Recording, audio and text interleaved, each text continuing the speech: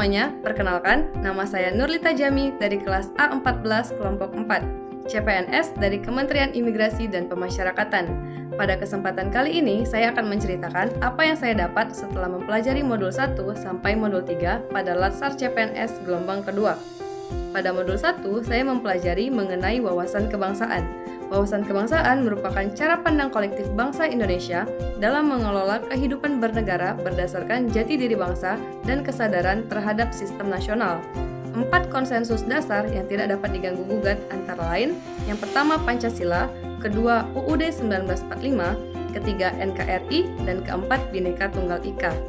Lambang-lambang identitas negara antara lain bendera negara, bahasa Indonesia, Garuda Pancasila, dan lagu kebangsaan Indonesia Raya. 5 nilai dasar bela negara, yang pertama, cinta tanah air, yang kedua, sadar berbangsa dan bernegara, 3, setia pada Pancasila, 4, rela berkorban, dan 5, kemampuan awal bela negara. Modul kedua, membahas mengenai isu kontemporer. Isu kontemporer merupakan isu-isu yang saat ini sedang terjadi di lingkungan pribadi, lingkungan kerja, maupun lingkungan umum, serta memiliki dampak terhadap publik.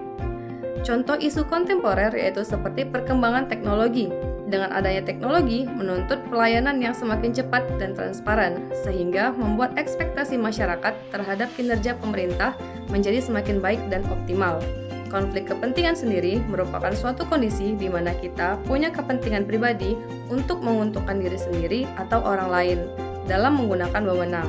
Konflik kepentingan memiliki 2 jenis, yaitu konflik kepentingan aktual, yaitu suatu konflik yang bisa dilakukan secara nyata langsung saat itu juga. Yang kedua, konflik kepentingan potensial, yaitu suatu kondisi yang mana di masa mendatang memiliki potensi untuk dapat menjadi konflik kepentingan. Tahapan dalam penyelesaian isu antara lain: 1. Mengidentifikasi dan deskripsi isu. Kedua, memilah dan menapis isu. Ketiga, mendalami atau menganalisis isu. Dan keempat, membuat alternatif penyelesaian. Analisis isu dapat menggunakan analisis APKL, teknik USG, Fishbone, dan McNamara. Modul 3 membahas mengenai kesiapsiagaan bela negara. Kesiapsiagaan bela negara adalah kondisi siap siaga fisik, mental, dan sosial warga negara, khususnya ASN, untuk menghadapi berbagai situasi kerja dan ancaman demi menjaga kedaulatan NKRI. Untuk menghadapi 2 jenis ancaman antara lain ancaman militer dan ancaman non-militer. Bentuk kesiapsiagaan bela negara dapat dilihat melalui sikap disiplin dan taat aturan, menjaga persatuan, bijak menggunakan media sosial, dan meningkatkan kompetensi diri. Kegiatan kesiapsiagaan bela negara itu dapat dilakukan seperti baris berbaris, tata upacara, keprotokolan, kewaspadaan diri, dan membangun tim.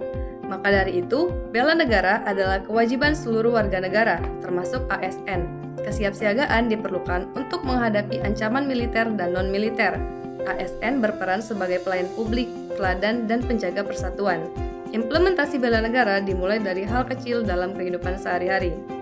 Sekian yang bisa saya ceritakan mengenai modul pembelajaran selama Latsar CPNS gelombang kedua Agenda 1. Sekian dan terima kasih.